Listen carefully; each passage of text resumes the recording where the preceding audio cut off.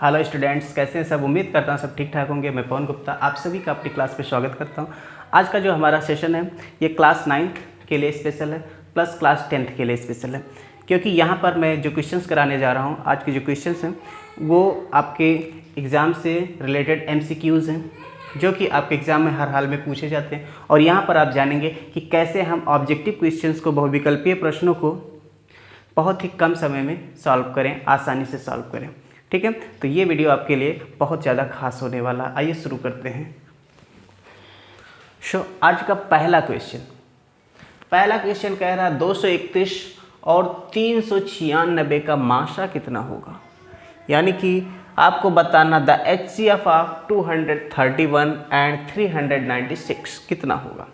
माशा निकालने के लिए हम यहाँ पर डिवीजन मेथड यानी भाग विधि का प्रयोग कर रहे हैं, जिसमें भाग विधि का प्रयोग करते समय करना क्या होता है, हमें ये दोनों नंबर जो दिए हैं इनमें से छोटा और बड़ा ढूंढना पड़ेगा, फिर छोटे नंबर से बड़े नंबर को डिवाइड करना पड़ेगा, भाग करना पड़ेगा। तो चलिए भाग करते हैं, देखते हैं। यहाँ पर अपने पास है 231 और 396, तो 231 से 396 को भाग किया जाए।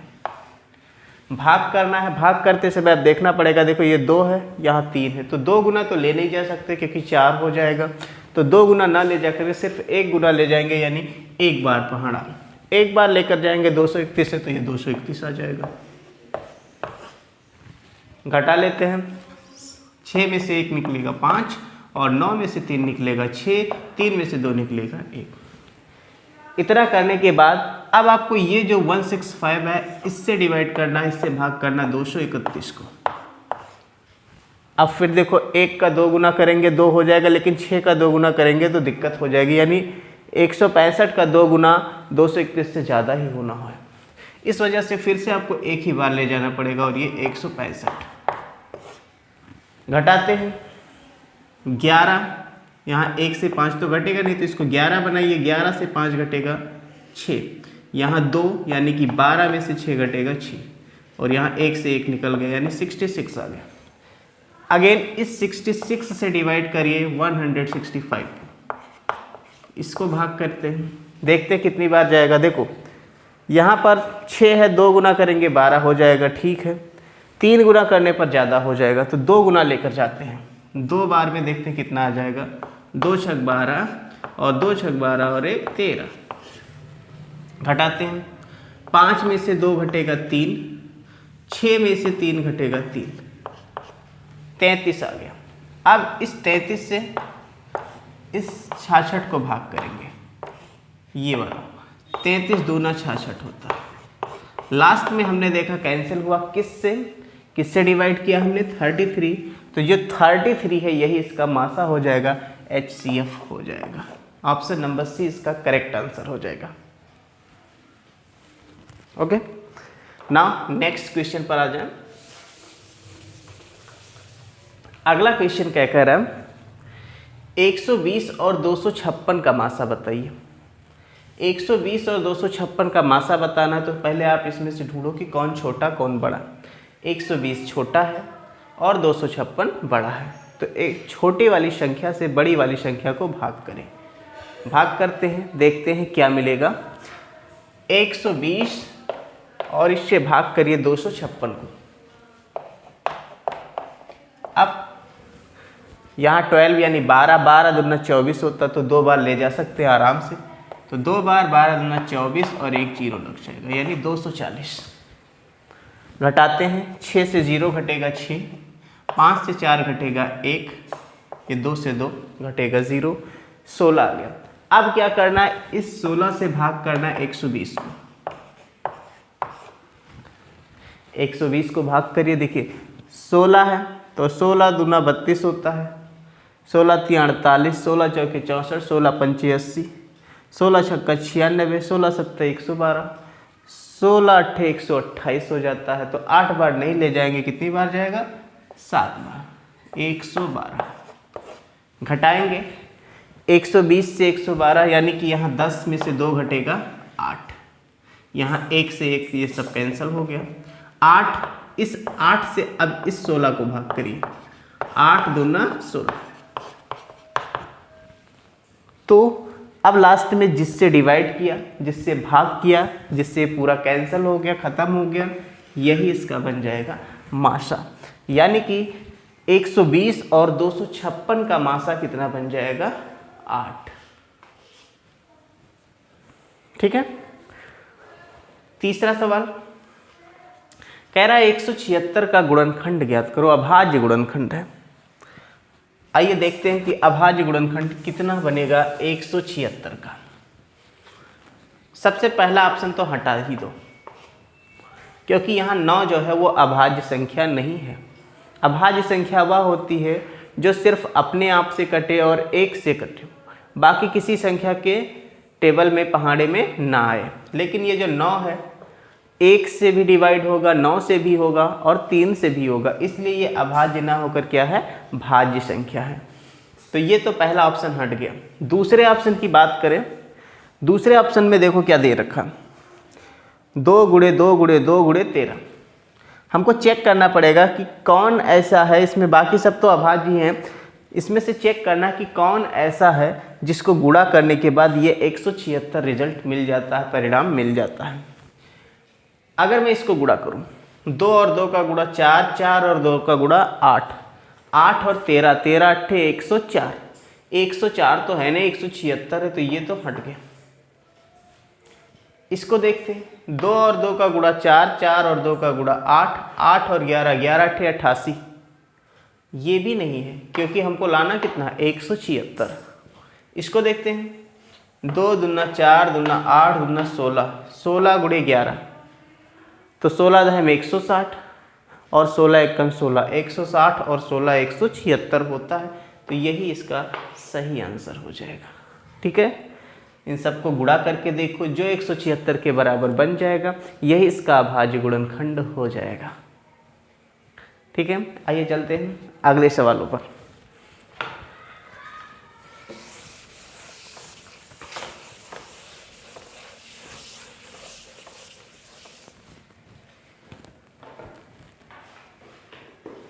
अगला सवाल है सवाल नंबर 4, √2। √2 जिसका मान होता है 1.41421 और इसके अलावा है 5, 6, इस तरह से चलता है। ये कैसा संख्या है बताना है, ये कैसा है। पहला ऑप्शन है परिमेय, दूसरा ऑप्शन है अपरिमेय, तीसरा ऑप्शन है दोनों है, और चौथा जो ऑप्शन कह रहा है, चौथा ऑप्शन इनमें से कोई नहीं। चौथा ऑप्शन क्या है? इनमें से कोई नहीं।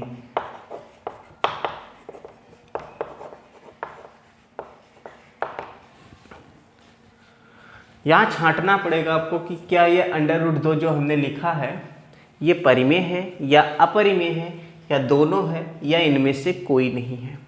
तो उसके लिए आपको पहले तो ये पता होना चाहिए कि परिमेय संख्या क्या होती है और अपरिमेय संख्या क्या होती है। अगर बेसिक परिभाषा की बात करें तो परिमेय संख्या कहते हैं कि वो हो जिसे भिन्न के रूप में, बटे के रूप में लिख सकते हो, और अपरिमेय वो है जिसे भिन्न के रूप में या बटे के रूप में नहीं लिख सकते। बट इस परिभाषा से हमारा काम नहीं होने वाला। हमारा काम यहाँ पर होगा दशमलव वाले तरीके से। दशमलव भिन्न में लिखने के बाद हम पहचान सकते हैं कि कोई भी दशमलव भिन्न में लिखा गया संख्या वो परिमेय है कि अपरिमेय है। अगर हम किसी भी संख्या को दशमलव भिन्न में लिखते हैं तो दशमलव भिन्न में लिखने के बाद हमारे पास कुछ कंडीशन आते हैं। एक कंडीशन आता है कि दशमलव जैसे भाग दिया जाए, कोई संख्या है और वो समाप्त हो जाए। जैसे कि मैंने कहा 1/2, 1/2 है तो 2 से भाग करेंगे, 1 को दशमलव लगाइए, 0 बढ़ाइए 10, 2 पंचे 10। अब इसके बाद ये खत्म हो गया तो ये 0.5 के बराबर आ गया। इसे कहते हैं शांत दशमलव। क्या कहलाता है ये? शांत दशमलव। ये साने ऐसे लिखते हैं, शांत दशमलव। इसी तरह से एक और आता है कि जैसे मैंने 1/3 लिखा, 1/3 है तो इसको 3 से भाग किया जाए दशमलव लगाएंगे, जीरो बढ़ाएंगे, 3 तिया 9 घटेगा, फिर एक दशमलव लगा, जीरो बढ़ा लोगे, फिर 3 तिया 9, फिर घटेगा, एक दशमलव लगा, जीरो बढ़ाओ, 3 तिया 9। तो ये ख़त्म नहीं होता है, ऐसे लिख 0.333 ऐसे चलता जा रहा है, जिसको ऐसे भी लिखते हैं 0.3 ऊपर बार लगा देते हैं। तो ये जो दशमलव है यहाँ पर ये शांत दशमलव नहीं है, इसे कहते हैं एक तरह से आवर्ती, आवर्ती दशमलव है।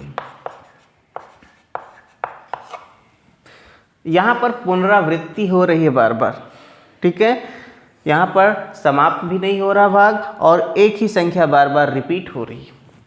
तीसरा एक कंडीशन और होता है दशमलव में लिखा जाए, 1.2 1 3 5 7 0 1 0 1। कहने का मतलब ये तो ना शांत बने, ना ख़त्म हो और ना ही रिपीट हो, इतनी कंडीशन बनते हैं। तो पहले वाले दोनों कंडीशन जिसमें या तो शांत दशमलव आ जाए भाग देने के बाद, या फिर अगर शांत दशमलव नहीं आ रहा यानी ये रिपीट कर रहा है, पुनरावृत्ति हो रही है किसी एक संख्या की, अशांत है तो क्या हो, पुनरावृत्ति होते रहे, एक ही संख्या बार बार आती रहे, तो ऐसे केस में ये कहलाता है परिमेय। और ये समाप्त भी ना हो, दशमलव के बाद ये समाप्त भी ना हो और ना ही पुनरावृत्ति हो, ना ही कोई संख्या इसमें बार बार लौट कर आए, तो इसको क्या बोलते हैं हम, अपरिमेय। क्लियर। अब देखो √2 की बात करें, √2 का जब दशमलव पार्ट लिखा गया है तो यहाँ पर क्या दिखाई पड़ रहा है कि ये पहली बात टर्मिनेट भी नहीं हो रहा, यानी समाप्त भी नहीं हो रहा, और इसके अलावा रिपीट भी नहीं कर रहा, मतलब ये आपका थर्ड कैटेगरी वाले में चला गया, किसमें, अपरिमेय में। तो ये अपरिमेय हो गया, जिसका भी वर्गमूल सिंपली नहीं निकाल सकते आप, वो अपरिमेय में चला जाएगा, याद रहे, ठीक है, जिसका वर्गमूल आप सिंपली नहीं निकाल सकते आसानी से, वो अपरिमेय में चला जाएगा। √2 अपरिमेय है, √3 अपरिमेय है, √5 अपरिमेय, √7 अपरिमेय है, ठीक है। अगले सवाल पर आते हैं। आपको समझ में आ गया होगा कि √2 कैसा है, अपरिमेय है।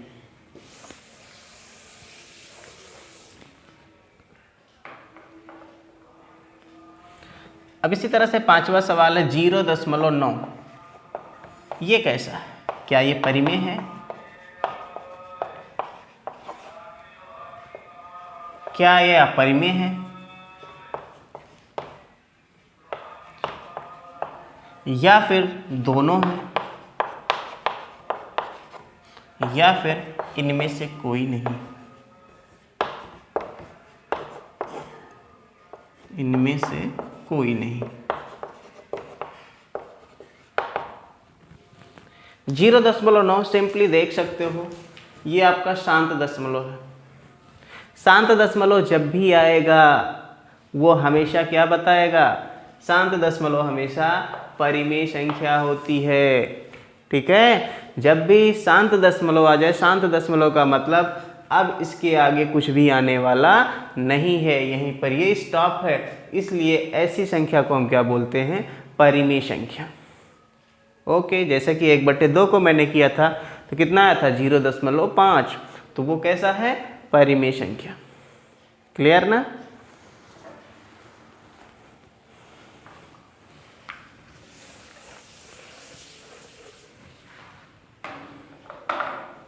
अगला सवाल लिया,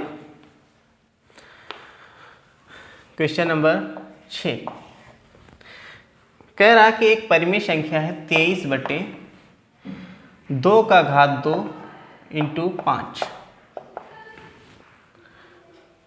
के दशमलव प्रसार का अंत होगा, के दशमलव प्रसार का अंत होगा।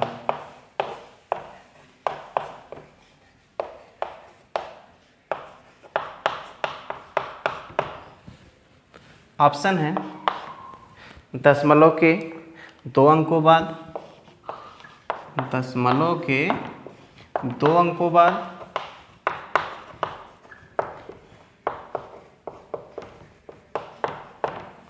या फिर दशमलव के 3 अंकों बाद, दशमलव के 3 अंकों बाद,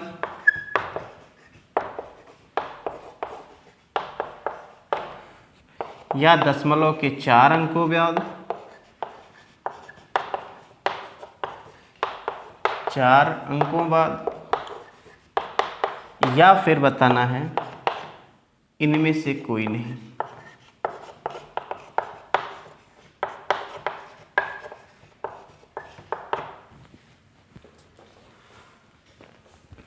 अब कुछ बच्चे क्या करते हैं इस सवाल में, उठाएंगे पहले इसको 2 दूना 4 पंचे 20, 20 से भाग करेंगे फिर चेक करेंगे। ये सब नहीं करना। देखो ये दशमलव प्रसार का जब अंत होता है, देखो अंत तभी होगा जब नीचे जो गुणनखंड हो या तो 2 हो या तो 5 हो या दोनों हो। ठीक है, अगर हर 2 का घात m और 5 का घात n टाइप का बनता है, यानी 2 और 5 के अलावा उसके गुणनखंड में कोई नहीं आता, तब वो कहते हैं वो शांत दशमलव बनता है। यानी उसके दशमलव प्रसार को लिखेंगे अगर संख्या के, तो वो समाप्त हो जाएगा। अब बात आती है कि कितने अंक बाद समाप्त होगा। क्या दशमलव के बाद 2 अंक आएगा, या 3 अंक आएगा, या 4 अंक आएगा। तो ऐसे सवाल में करना क्या है, देखो 2 का घात 2 और 5 दो ही संख्या है, यानी 2 है और 5 है इसके गुणनखंड में। अब इनके घातों को चेक करें। इसका घात 2 है और इसका घात 1 है। अब 2 और 1, तो 2 और 1 होने का मतलब क्या हुआ कि यहाँ पर अभी तो कुछ गड़बड़ी है। जब तक घात बराबर नहीं कर पाओगे तब तक बता नहीं पाओगे। तो यहाँ 2 का घात 2 और 5 है, तो देखो इसको मैं लिख सकता हूँ यहाँ 5 का घात 2 और यहाँ पर 5 से गुणा कर दो। लिख सकता हूँ, बिल्कुल लिख सकता हूँ। तो यहाँ पर क्या हो जाएगा, 5 तियाँ 15, 5 दूना 10 और 1 11, 115 और ये 2 पंचे 10 का घात 2, यानी कि 115/100। 115/100 कितने जीरो हैं, 2, मतलब 2 अंक बाद दशमलव। इतना सब नहीं करना। ट्रिक क्या है इसके लिए, जल्दी से कैसे करोगे, यहाँ पर 2 और 5 केवल होना चाहिए और घात में चेक करो जिसका घात ज़्यादा है। किसका घात, 5 और 2 में इस 2 का घात 2 है और इसका घात 1 है, तो जो ज़्यादा घात है वही उसका उत्तर हो जाएगा। यानी ये जो घात है ये इसका उत्तर हो जाएगा। उत्तर हो जाएगा 2 अंकों बाद, यानी कि पहला ऑप्शन इसका करेक्ट आंसर हो जाएगा।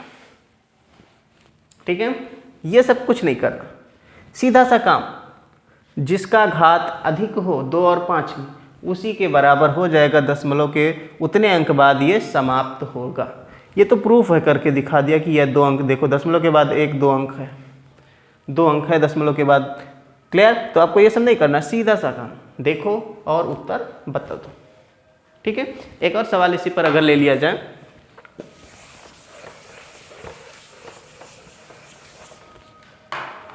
क्वेश्चन नंबर 7, यहाँ पर है 43/2 का घात 3 × 5। ये दे रखा है कि दशमलव प्रसार का अंत होगा, कि दशमलव प्रसार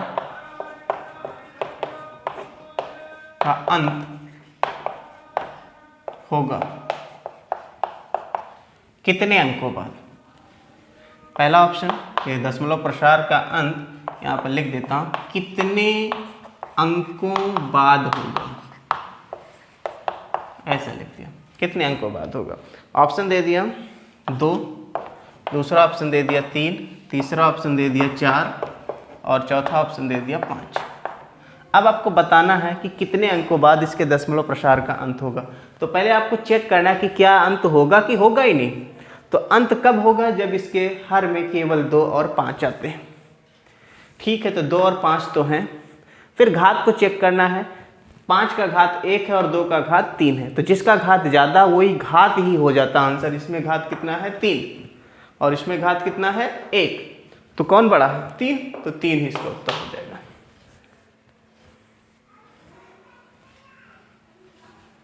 गुड, समझ में आ गया। ओके, नेक्स्ट क्वेश्चन पर आते हैं।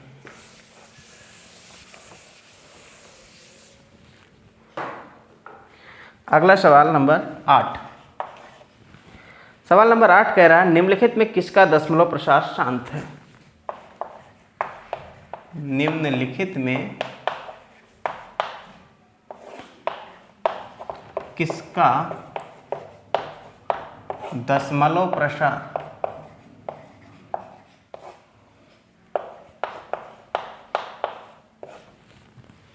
शांत है। ऑप्शन है 32/91, बी ऑप्शन है 19/70, सी ऑप्शन है 19/80 और डी ऑप्शन कह रहा है इनमें से कोई नहीं।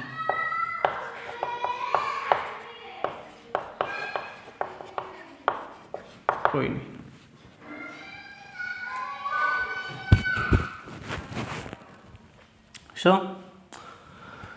शांत। अब कुछ लोग क्या करेंगे, इसको उठाएंगे, एक एक से भाग करेंगे, चेक करेंगे किसका शांत आ रहा है। ये सब कुछ नहीं करना, सीधा सा काम क्या है, इसके जो नीचे लिखा है हर, इसका गुणनखंड कर लीजिए। इसके नीचे 91 है तो 91 आपको पता है, 7 × 13, 13 से 91 होता है। 70 है, 70 के बारे में क्या पता है, 2 × 5 × 7, 2 × 5 = 10, 7 70 होगा।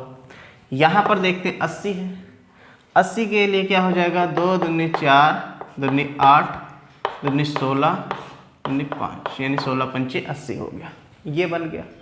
अब बताना है कि किसका दशमलव प्रसार शांत होगा, तो जिसमें केवल गुणनखंड में, हर के गुणनखंड में केवल 2 और 5 आते हों, वैसी का दशमलव प्रसार शांत होता है, बाकी का शांत नहीं होता। तो यहाँ पर देखो, यहाँ 2 और 5 है नहीं, ये ख़त्म हो गया। यहाँ 2 5 के अलावा 7 भी है तो ये भी नहीं हो सकता। इसमें केवल 2 है और 5 है, इसलिए यही इसका सही आंसर हो जाएगा। अगर आपसे इसमें पूछ लेता कि बताओ दशमलव के कितने अंकों बाद ये इसका अंत होगा, तो आप देखेंगे यहाँ 2 का घात कितना बनेगा, 1 2 3 4, यानी 2 का घात 4 × 5, मतलब 4 अंकों बाद, दशमलव के 4 अंकों बाद जो होगा ये इसका दशमलव प्रसार अंत हो जाएगा। समझ में आया? तो अब ऐसे सवालों में करना क्या, जब भी आपको शांत दशमलव ढूंढना है तो गुणनखंड देखना है, हर का, डेनोमिनेटर का। गुणनखंड में क्या देखना है, केवल गुणनखंड में 2 और 5 आना चाहिए, 2 और 5 के अलावा कोई और नहीं आना चाहिए। अगर कोई और है तो उसका दशमलव प्रसार शांत नहीं होगा। ठीक है, हमेशा वो कैसा बन जाएगा, अशांत बन जाएगा। अशांत होने का मतलब कभी समाप्त नहीं होगा। दशमलव भिन्न में लिखना शुरू करोगे, जैसे 1/3 को मैंने लिखा था तो 0.333333 आता आ रहा था, कभी भी खत्म होने वाला नहीं था, तो वो शांत नहीं बनेगा। शांत कब रहेगा, जब डिवाइड करो और वो समाप्त हो जाए, कुछ अंकों बाद, दशमलव के कुछ अंकों बाद वो क्या हो जाए, समाप्त हो जाए, तो वो शांत दशमलव होता है। और शांत दशमलव तभी होगा जब हर का गुणनखंड करो और हर के गुणनखंड में केवल 2 आए और 5 आए, इसके अलावा कोई और ना आए।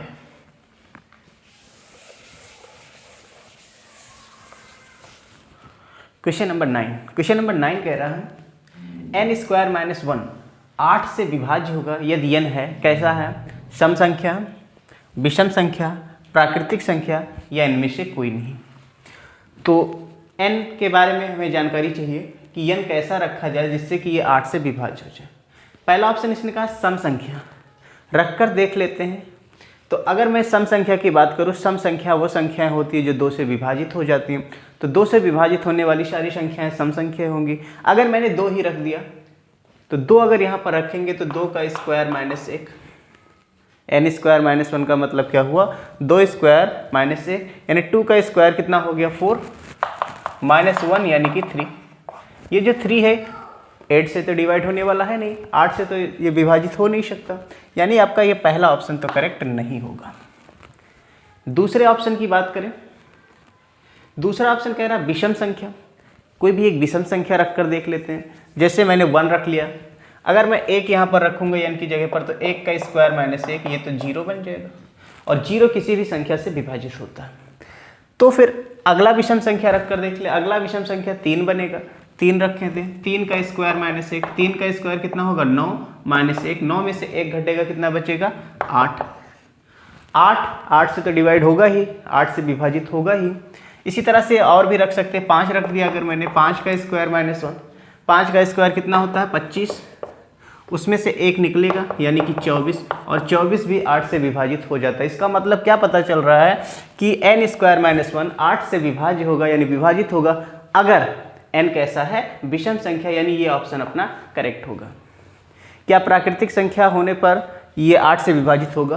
तो प्राकृतिक संख्या देखो, प्राकृतिक संख्याओं में सम विषम सारी संख्याएं आ जाती हैं। तो हमने क्या देखा था कि ये दो प्राकृतिक संख्या तो है ही ना, तो 2 का स्क्वायर माइनस 1 यानी कि ये 3 आया था और ये 8 से विभाजित नहीं हुआ था, इस वजह से ये वाला ऑप्शन सही नहीं होगा। तो करेक्ट ऑप्शन अपना बी बनेगा, इनमें से कोई नहीं की तो बात नहीं है। ओके, क्योंकि जब एक इसमें से सही है तो इनमें से कोई नहीं का कोई मतलब नहीं है। क्लियर? ठीक है। क्वेश्चन नंबर 10 कह रहा है √3/√2 है, कैसा है? क्या ये परिमेय संख्या है, या फिर एक पूर्णांक है, या फिर प्राकृतिक संख्या है, या इनमें से कोई नहीं? आइए जानते हैं। सबसे पहले देखो √3/√2 है अपने पास, √3/√2। तो पहले तो इसके हर का परिमेयकरण करके देखते हैं। अगर मैंने परिमेयकरण किया तो ये √2 से ऊपर नीचे गुणा करना पड़ेगा, तब इसके हर का परिमेयकरण बनेगा। अच्छा, नीचे √2 और √2 का गुणा करेंगे तो अंडर तो हट जाएगा, अंडर हट करके सिर्फ और सिर्फ बनेगा 2। ऊपर √3 और √2 का गुणा हो जाएगा √6। अब आप देख सकते हो बहुत आसानी से कि ये वाली जो संख्या है ये परिमेय है या अपरिमेय। तो ऊपर अपरिमेय संख्या है और नीचे परिमेय संख्या है। अगर एक अपरिमेय संख्या को किसी परिमेय संख्या से चाहे गुणा किया जाए चाहे भाग किया जाए, वो हमेशा हमेशा एक अपरिमेय संख्या होती है। क्या होती है? एक अपरिमेय संख्या। ध्यान रहे, किसी भी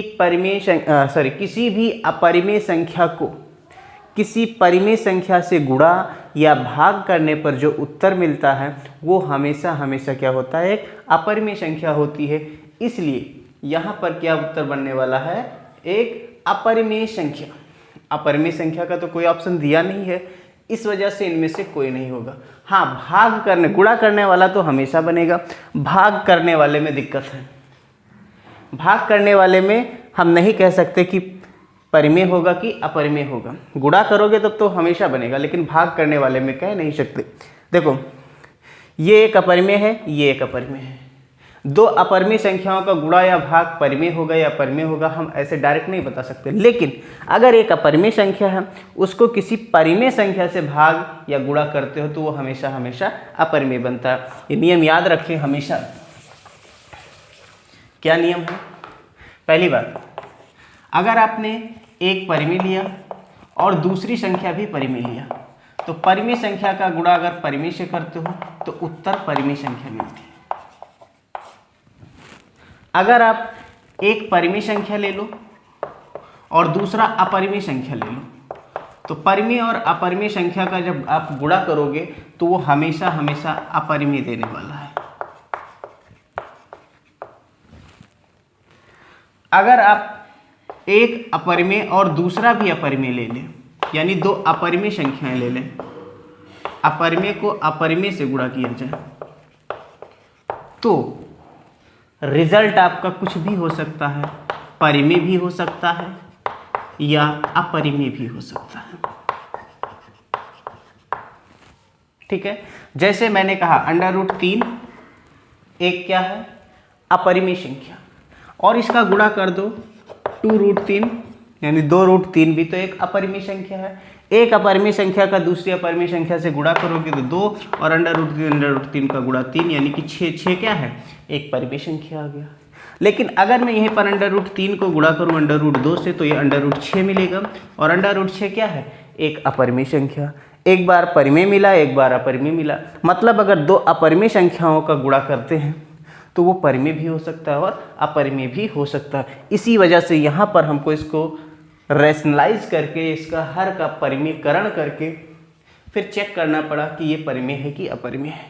ठीक है, और चेक करने के बाद अपने को क्या पता चला कि ये अपरिमेय है और अपरिमेय का कोई ऑप्शन नहीं था, इसलिए इनमें से कोई नहीं करेक्ट ऑप्शन हो जाएगा।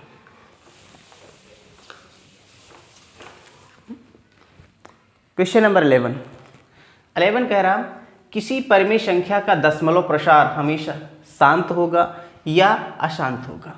ऑप्शन है कुछ कह नहीं सकते, या फिर दूसरा ऑप्शन है अशांत होगा, तीसरा ऑप्शन कह रहा शांत होगा और चौथा ऑप्शन कह रहा इनमें से कोई नहीं। तो देखते हैं।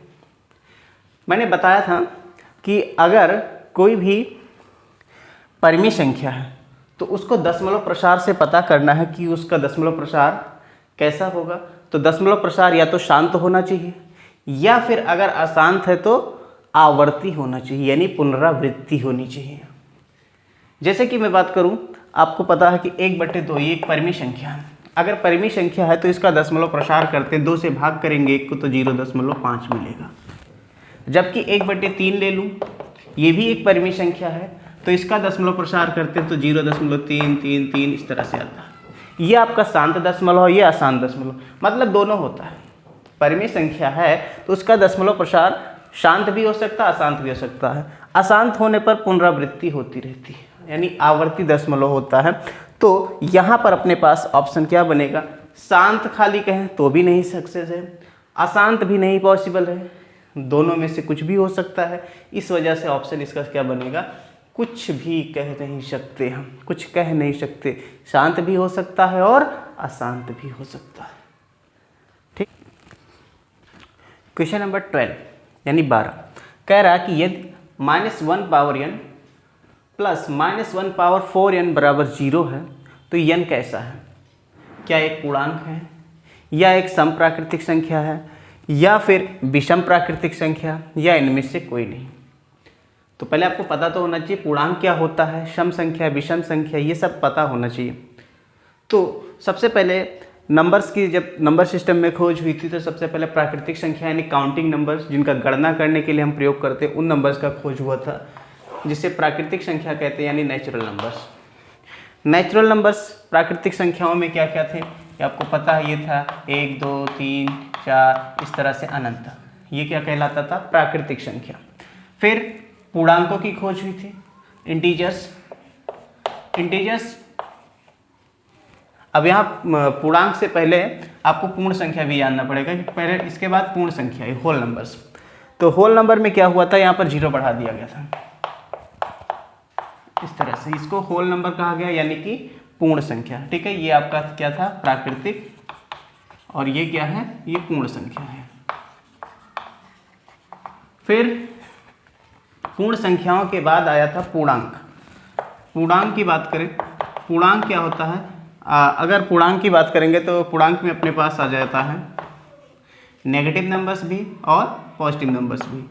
यहाँ पर -1 -2 एंड सो ऑन, इधर +1 +2 और इस तरह से, ये पूर्णांक कहलाते हैं। सम संख्याएं वो संख्याएं होती जो 2 से विभाजित हो जाती, विषम संख्याएं वो होती हैं जो 2 से विभाजित नहीं होती।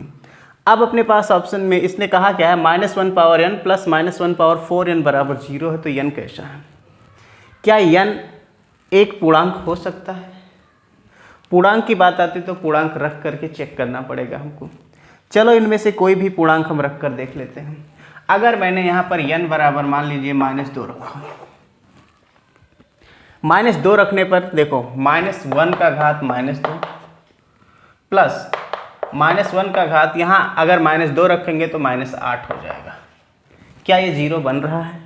ये 2 सम संख्या है और -1 का घात अगर सम होता है तो वो हमेशा हमेशा प्लस में नंबर देता है। ठीक है, देखो माइनस से तो इसको आप ऐसे भी लिख सकते हो -1 का घात 2, और इसको लिख सकते हो 1/-1 का घात 8। यहाँ पर ये सम संख्या है 2, इस वजह से ये सिर्फ 1 बनेगा, और यहाँ ये 8 भी सम संख्या, इस वजह से इसका मान भी 1 बनेगा। तो ये तो 0 नहीं बना, ये तो 1 1 2 बन गया, 0 नहीं बना। इसका मतलब क्या हुआ कि पूर्णांक कहना यहाँ पर गलत हो जाएगा, क्योंकि पूर्णांक रखने पर ये 0 नहीं बन रहा, तो पहला ऑप्शन इसका रॉन्ग हो गया। सेकंड ऑप्शन पर आते हैं, कह रहा है एक सम प्राकृतिक संख्या, तो सम प्राकृतिक संख्या रख कर देखते हैं। सम प्राकृतिक संख्या में जैसे मैंने 2 रख लिया, अगर n बराबर 2 रखा, 2 रखने पर क्या बनेगा, -1 का घात 2 प्लस माइनस 1 का घात 4 और 2 का गुणा 8 हो जाएगा। ये घात सम संख्या है और माइनस 1 का घात सम संख्या है तो उत्तर प्लस का 1 आता है। यहाँ भी सम संख्या तो प्लस का 1 है तो 2 आ गया जो कि 0 नहीं है, तो ये भी अपना ऑप्शन कट गया। अब बात आती है विषम प्राकृतिक संख्या की। क्या विषम प्राकृतिक संख्या होने से ये 0 बनेगा? तो विषम संख्याओं में सबसे पहले शुरुआत करें n बराबर 1 से, फिर आप 3 रख सकते हो, 5 रख सकते हो, ये सब विषम संख्याएं हैं जो 2 से विभाजित नहीं होती। तो अब रखें 1 पहले यहाँ पर, माइनस 1 का घात 1 प्लस माइनस 1 का घात यहाँ 4 एकम 4 हो जाएगा। माइनस 1 का घात 1 ये तो माइनस 1 बनेगा और ये घात 4 है तो सम संख्या इसलिए प्लस का 1 बनेगा, ये 0 बन गया। इसी तरह से अगर मैं 3 रख कर देखता हूँ, 3 रखूँगा तो क्या बनेगा, माइनस 1 का घात 3 प्लस माइनस 1 का घात 4 और 3 का गुणा हो जाएगा 12। माइनस 1 घात 3 है, विषम संख्या इसलिए -1 और यहाँ पर ये सम संख्या इसलिए प्लस का 1, 0 बन गया। इस तरह से आप कोई भी विषम संख्या रखोगे, विषम प्राकृतिक संख्या, तो ये रिजल्ट 0 बनने वाला है। इसका मतलब यहाँ पर n क्या है, एक विषम प्राकृतिक संख्या है। ठीक है।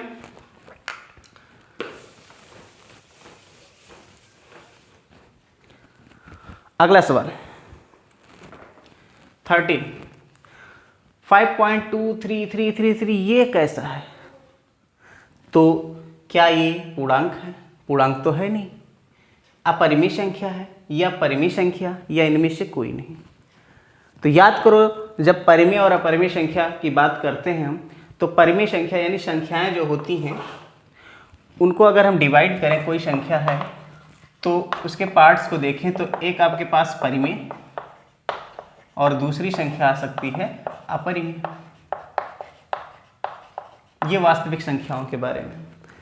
अब परिमेय कब कब होगा और अपरिमेय कब होगा? परिमेय का मतलब जिसे आप p/q के रूप में लिख सकते हो जहां पर q 0 नहीं है, और अपरिमेय वो होगा जिसे p/q के रूप में नहीं लिखा जा सकता। ये तो जनरल डेफिनेशन है, बट डेसिमल में यानी दशमलव प्रसार में हम कैसे समझते हैं? परिमेय होने के लिए या तो दशमलव प्रसार शांत हो, जैसे कि 0.5 ले लिया, अब आगे कुछ नहीं है, या फिर अगर अशांत है तो साथ में आवर्ती हो। अशांत है तो क्या होना चाहिए, आवर्ती होना चाहिए, जैसे कि 1.333 चलता जा रहा है, तो ये अशांत है और आवर्ती यहाँ पर 3 बार बार आ रहा है। तो इन दोनों कैटेगरीज को कहा जाता है ये परिमेय है। अपरिमेय के लिए क्या होता है, दशमलव प्रसार का अंत नहीं होता, यानी दशमलव प्रसार इसका अशांत रहेगा और आवर्ती नहीं रहेगा, अनावर्ती, यानी कि ये रिपीट होने वाला नहीं है, पुनरावृत्ति इसकी होने वाली नहीं है। ठीक है, जैसे 1.1 फिर 0.1 फिर 0.001 फिर 0.001 इस तरह से चलता जा रहा है, तो ये कैसा है, ये अपने पास अपरिमेय है। अब यहाँ देखते हैं सवाल में क्या कह रहा है।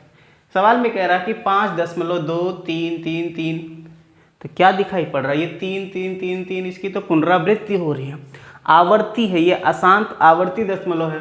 तो अब आप आराम से बता सकते हो कि ये क्या है, एक परिमेय संख्या। ठीक, क्वेश्चन नंबर 14 पर आते हैं।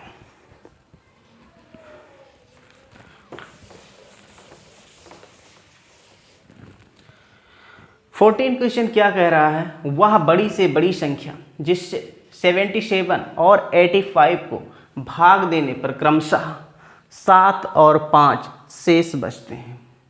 आपको वो बड़ी से बड़ी संख्या बतानी है जिससे 77 और 85 को भाग देने पर जो शेष बचे 7 और 5 बचे। तो बड़ी से बड़ी संख्या निकालने के लिए हम करते क्या हैं, अक्सर हम मासा निकालते हैं। क्या निकालते हैं, मासा, जिसे HCF कहते हो। लेकिन इसने साथ में ये लगा रखा कि 7 और 5 शेष बचते हैं, तो जो शेष बच रहा है पहले उसको घटा लेते हैं। यहाँ पर अपने पास 77 है, 77 में शेष बच रहा है 7 और 85 में शेष बच रहा है 5। तो 77 से 7 निकलेगा 70 और 85 से 5 निकलेगा 80। ये 70 और 80 बचा, तो संख्या क्या होगी, बड़ी से बड़ी संख्या बताना तो इन्हीं दोनों का HCF हाईएस्ट कॉमन फैक्टर होगा। तो इनका मासा निकाल लीजिए। मासा निकालने का तरीका क्या है, आप 70 आप कई तरीके से लगा सकते हैं, गुणनखंड विधि भी, भाग विधि भी। 70 है और ये 80 है।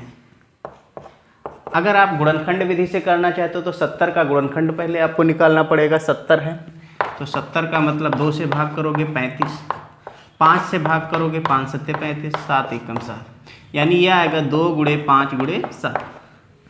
80 की बात करें, 80 का गुणनखंड करोगे 2 से 2 चौके 8 यानी 40, फिर 2 दूना 4 20 हो गया, फिर 2 दाम 20, फिर 2 पंचे 10 और 5 एकम 5। क्या क्या बचा, यानी 2 गुणे 2, 1 2 3 4 बार 2 है और इसके बाद एक है 5। इस तरह से गुणनखंड कर लिया। गुणनखंड करने के बाद आपको इसका मासा बताना है, HCF बताना है। HCF क्या होता है, दोनों में जो कॉमन हो, उभयनिष्ठ हो। ये 2 और 2 मिल रहा है, इसके अलावा ये 5 और ये वाला 5 मिल रहा है, दोनों में जो कॉमन है। तो उत्तर क्या बनेगा, 2 गुणे 5 यानी कि 10। इसका उत्तर क्या बन जाएगा, 10, यानी कि अपने पास सेकंड ऑप्शन। ठीक है। अगर आप भाग विधि से करना चाहो तो भाग विधि से भी करके निकाल सकते हो। भाग विधि में क्या करना पड़ेगा, छोटी संख्या से बड़ी संख्या को भाग करना पड़ेगा, यानी 70 से भाग करना पड़ेगा 80 को। तो 70 एकम 70, घटाओगे 10 बचेगा, इस 10 से 70 को भाग कर दो, 10 सत्ते 70 कट गया। लास्ट में जिससे भाग किया वही इसका आंसर होता, यानी ये 10। दोनों मेथड से आप किसी भी मेथड से इसका मासा यानी HCF निकाल सकते हो। HCF कब निकालते हैं, जब बड़ी से बड़ी संख्या पूछे। LCM यानी लासा कब निकालेंगे, जब छोटी से छोटी संख्या पूछे। ठीक है। क्वेश्चन नंबर 15 यानी 15 कह रहा किसी पूर्णांक Q के लिए प्रत्येक विषम संख्या का रूप होगा। आपको बताना विषम संख्या का कैसा रूप बनेगा, क्या Q बनेगा, क्या Q + 1 बनेगा, क्या 2Q बनेगा, या फिर 2Q + 1 बनेगा। देखो इसने कहा है Q क्या है, एक पूर्णांक है। पूर्णांक है, अब उसके रूप में आपको यहाँ पर लिखना है कि क्या विषम संख्या बनेगा। तो देखते हैं, पहला Q ही कहा, क्या खुद एक पूर्णांक विषम संख्या होता है। तो पूर्णांक के अंदर तो प्लस में माइनस में सारी संख्याएं आती हैं। ठीक है, यानी जितनी भी पूर्ण संख्याएं उनको प्लस में लिख लो या माइनस में लिख लो, वो सब के सब आएंगे। तो Q तो नहीं हो सकता, क्योंकि अगर पूर्णांक है तो पूर्णांक का मतलब क्या हुआ, पूर्णांक होने का मतलब हो जाएगा अपने पास -1 भी हो सकता है, 2 भी हो सकता है, 5 भी हो सकता है। तो इसका मतलब हम क्या देख रहे हैं कि ये सम भी हो सकता है और विषम भी हो सकता है, इसलिए ये Q तो नहीं हो सकता। क्या Q + 1 बनेगा, करके देखते। अगर मैं इसमें +1 करूं, -1 में +1 करूं तो 0 बनेगा, 2 में +1 करूं तो 3 बनेगा, 5 में +1 करूंगा तो क्या बन जाएगा, 6। क्या देख रहे हैं, यहां पर सम भी आ रहा है और विषम भी। 6 कैसा, सम संख्या, और ये 3 कैसा, विषम संख्या। तो यहां पर ये भी संभव नहीं है, विषम होने के लिए ना ये संभव ना ये संभव। 2Q की बात करें, 2Q हमेशा हमेशा अगर कोई संख्या 2 से गुणा है तो इसको 2 से तो भाग कर ही सकते हो, इसका मतलब ये भी संभव नहीं है। बाकी बचा क्या, 2Q + 1, ये संभव है। Q का कोई भी मान रख लोगे इसमें तो विषम ही मिलेगा। अगर आपने Q बराबर 1 रखा, 1 रखेंगे तो 2 × 1 + 1 3 बनेगा। अगर आपने 2 रखा Q बराबर, तो क्या बनेगा, 2 × 2 + 1, 2 दूना 4 और 1 5 बना, ये भी विषम है। अगर आपने 3 रखा Q बराबर, तो 2 × 3 + 1, 2 3 6 और 1 7 बना। तो ये हमेशा क्या देता जा रहा है, एक विषम संख्या देता जा रहा है। मतलब विषम संख्या का रूप अपने पास क्या बनेगा, 2Q + 1। ठीक है, आप याद रखिए, अब हमेशा अब से आपको ये सब चेक करने की ज़रूरत ना पड़े। अगर सम संख्या है, अगर 2Q है, इस रूप में बनता है सम संख्या, और अगर 2Q + 1 है या 2Q - 1 है तो ये क्या होता है, विषम संख्या। ठीक है, और बात याद रखिए, अगर ये 2Q सम संख्या है और सम संख्या का अगला संख्या क्या होता है, विषम, उसका अगला सम। मतलब अगर आप 2 2 जोड़ते चले जाओगे तो सम संख्या तो इस सम ही बनता जाएगा। 2Q सम है तो 2Q + 2, 2Q + 4, 2Q + 6, ये सब के सब ये भी क्या बनेंगे, सम। इन दोनों में अगर दो दो प्लस करोगे तो विषम के विषम ही बने रहेंगे। अगर आपने इसमें 2 प्लस किया तो 2 + 3, और अगर आपने 4 प्लस किया तो 2 + 5, इस तरह से ये सब के सब विषम बनते चले जाएंगे। यानी सम संख्या में 2 2 जोड़ते चले जाओ तो भी आपको सम संख्या मिलेगा, और विषम संख्या में 2 2 जोड़ते चले जाओ तो आपको विषम ही मिलेगा। ठीक है, जैसे कि अगर आपने लिखा 1, या मान लीजिए कि आपके पास 2 है, इसमें आपने 2 जोड़ा 4, फिर 2 जोड़ा 6, फिर 2 जोड़ा 8, तो ये सब क्या बन रहा है? सम।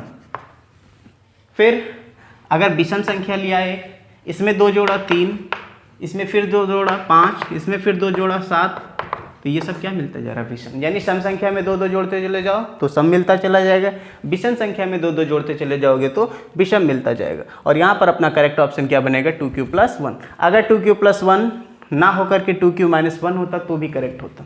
विषम संख्याओं को लिखने का ये तरीका और सम संख्याओं को लिखने का ये तरीका 2q। ठीक है, अगला सवाल। अगला सवाल क्या कह रहा है? यदि 65 और 117 का मासा 65 यम - 117 के रूप में व्यक्त किया जाए तो यम कितना होगा? ऑप्शन है 4 होगा, 2 होगा, 1 होगा या 3 होगा। तो पहले आप 65 और 117 का मासा निकालिए। मासा निकालने के लिए आप भाग विधि का प्रयोग कर सकते हो या फिर गुणनखंड विधि का भी प्रयोग कर सकते हो। अगर मैं 65 लिखूँ, 65 का गुणनखंड करूँ तो 13 × 25 65 होता है, यानी 5 × 13। 117 की बात करूँ तो 3 × 3 = 9 और 13 से गुणा करेंगे, 13 × 9 या 117 होता है, ये गुणनखंड बनेगा। अब इसका मासा निकाला जाए। अगर मासा निकालने का तरीका, दोनों में कॉमन देखिए, तो कॉमन केवल और केवल क्या मिल रहा है? 13। ठीक है, अगर आप ये नहीं कर पा रहे हैं तो भाग विधि भी कर सकते हैं, कोई दिक्कत नहीं है। 65 से भाग कर लो किसको? 117 को। तो 65 2 बार तो ले नहीं जा सकते, एक बार में 65 घटा लेंगे। यहाँ पर 7 में 5 घटेगा 2 और 11 में 6 घटेगा 5, 52 हो गया। फिर 65 को भाग करेंगे, 52 × 52 घटाएंगे, यहाँ पर बचेगा 3 और यहाँ पर बचेगा 1, 13 और यहाँ 52 से भाग करेंगे, 13 × 4 = 52। लास्ट में जिससे भाग किया वही इसका मासा होता है। मासा कितना आ गया इसका? 13। अब इसने कहा इस मासा को 65 यम - 117 के रूप में व्यक्त करो। यानी ये जो मासा आया है कितना? 13। इस 13 को हमें लिखना है इस रूप में 65 m - 117। अब यम कितना रख दिया जाए जिससे ये 13 के बराबर बन जाए? अच्छा, अगर मैंने यम बराबर 1 रखा तब तो माइनस में आ जाएगा, क्योंकि 65 में से 117 घटेगा माइनस से, तो बराबर हो नहीं सकता। अगर मैंने यम बराबर 2 रखा, 2 रखने पर क्या बनता है देखते हैं। 65 × 2 - 117, 65 दूना 130 - 117 घटा लेते हैं। 10 में से 7 घटेगा 3 और यहाँ बचेगा 2 में से 1 घटा 1, यानी 13 आ गया। तो यम बराबर क्या रखने पर 13 आया? 2 रखने पर। इसका करेक्ट आंसर बी ऑप्शन हो जाएगा, यानी कि 2। m बराबर 2 रखेंगे तो इसका मासा इस रूप में व्यक्त किया जा सकेगा। समझ गए?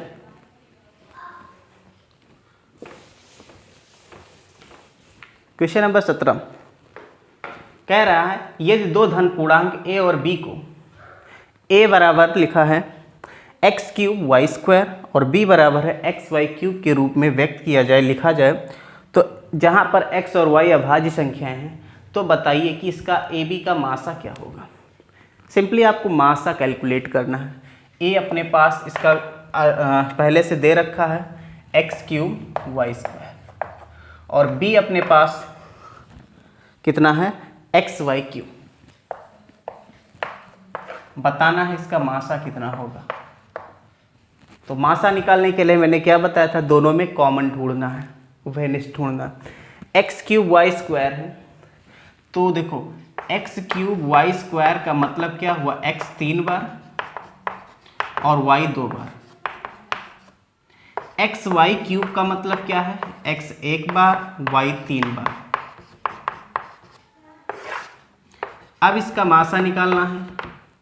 मासा का मतलब दोनों में जो उभयनिष्ठ हो, कॉमन हो, तो एक तो x मिल गया और अपने पास एक ये y मिल गया। बाकी तो कोई दोनों में है नहीं। उभयनिष्ठ मतलब कॉमन मतलब जो दोनों में हो। तो मासा इसका एक x बनेगा और एक y बनेगा, यानी इसका मासा कितना हो गया xy।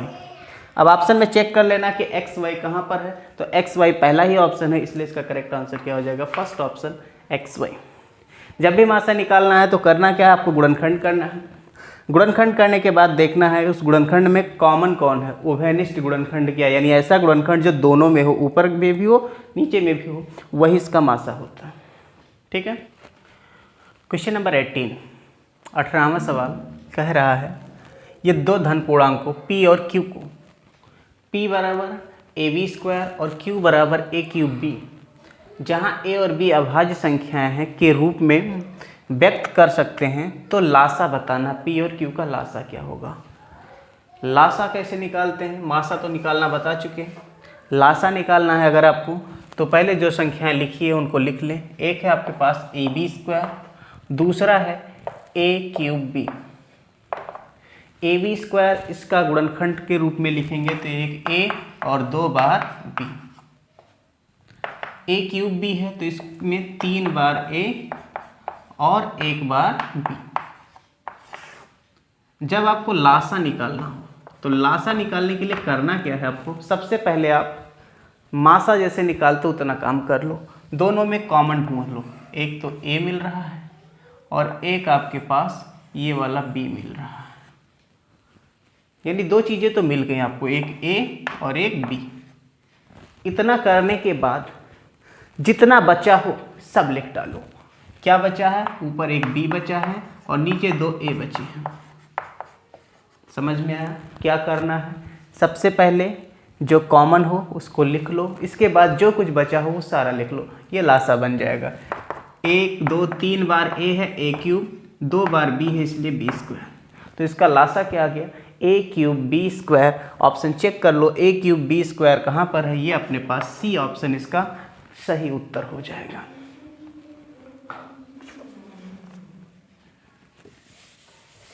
ठीक है।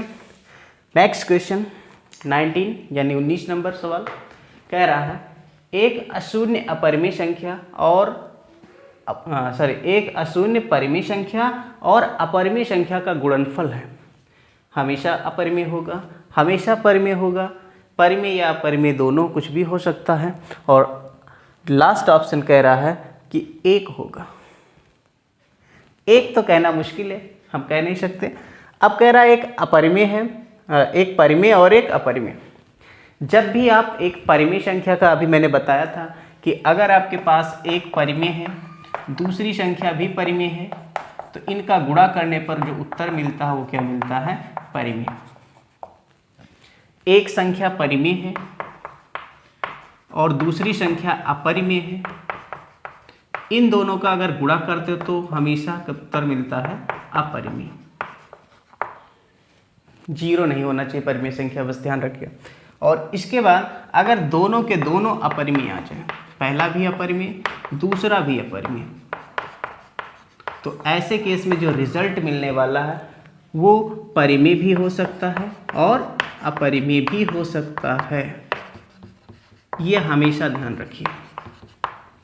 दो परिमेय संख्याओं का गुणा परिमेय, एक परिमेय और एक अपरिमेय का गुणा हमेशा हमेशा अपरिमेय, और एक अपरिमेय और दूसरा भी अपरिमेय हो तो दोनों का गुणा परिमेय भी हो सकता है और अपरिमेय भी हो सकता है।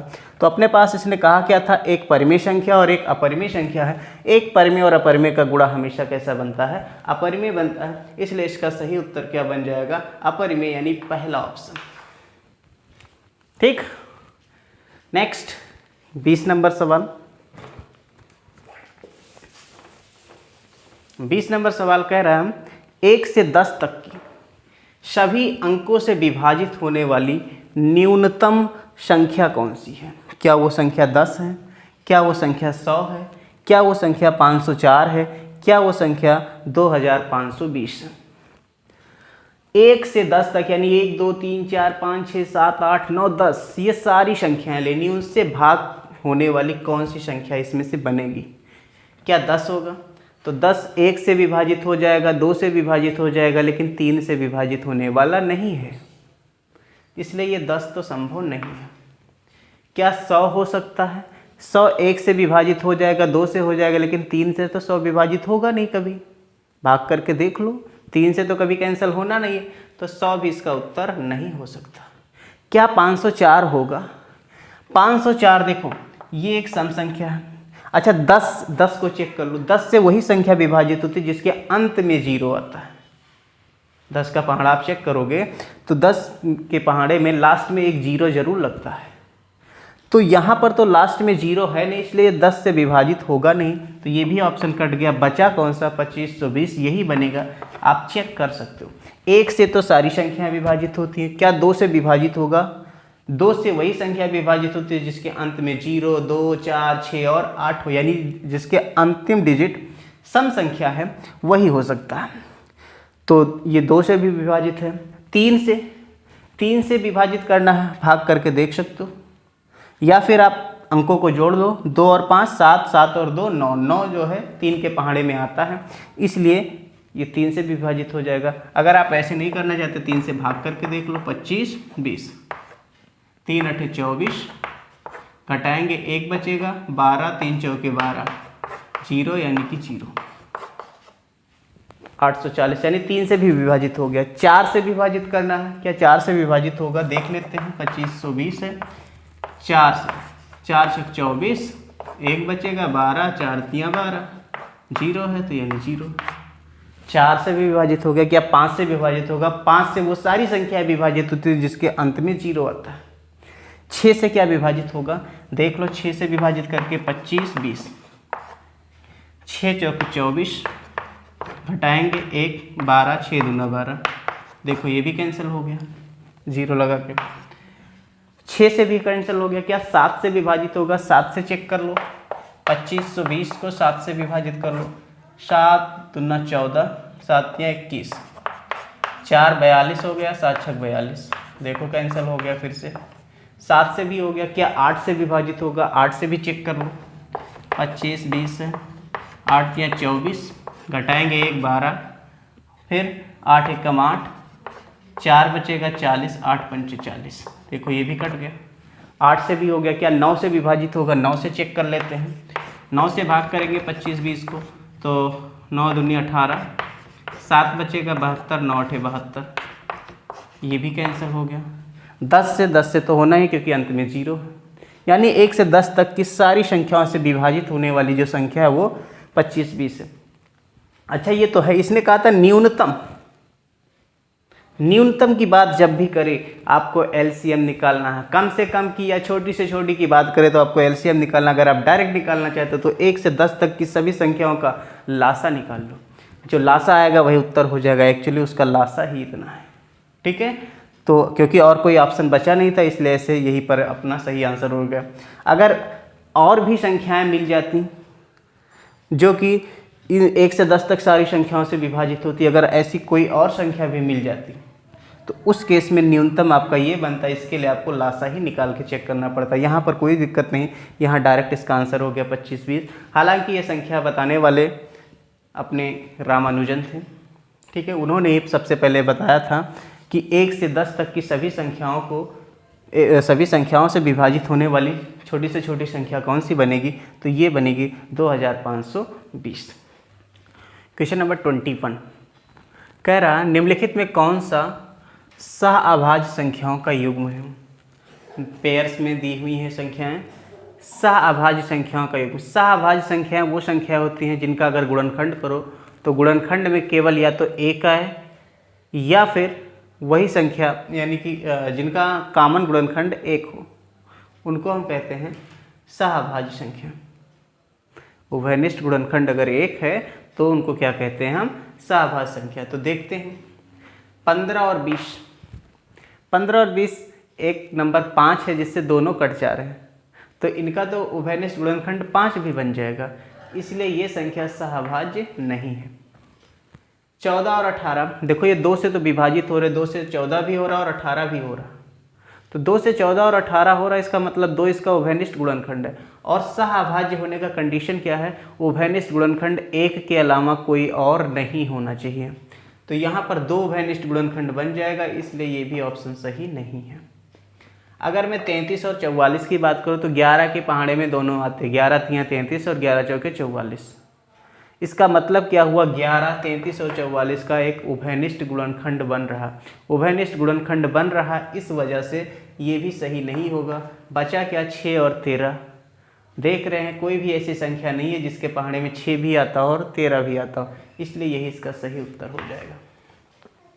अगर आपको चेक करना है कि दो संख्याएं सहअभाज्य हैं कि नहीं है, तो बेहतर तरीका क्या, आप उसका मासा निकाल लो। अगर मासा 1 आता है तो फिर वो संख्याएं सहअभाज्य होंगी, और अगर मासा 1 के अलावा कुछ और आता है तो उस केस में वो संख्याएं सहअभाज्य ना होकर के भाज्य हो जाएंगी। ठीक है। अगर मैं 15 और 20 की बात करता तो 15 और 20 का अगर आप मासा निकालोगे तो देखो ये बन जाएगा 3 पचे 15 और ये बन जाएगा 2 दूनी 4 पंचे 20। देखो यहाँ पर 5 कॉमन मिल गया, यानी मासा इसका 5 आ गया। अगर इसका मासा निकालेंगे तो क्या बन रहा है, 5, इसलिए ये ऑप्शन आपका कट गया।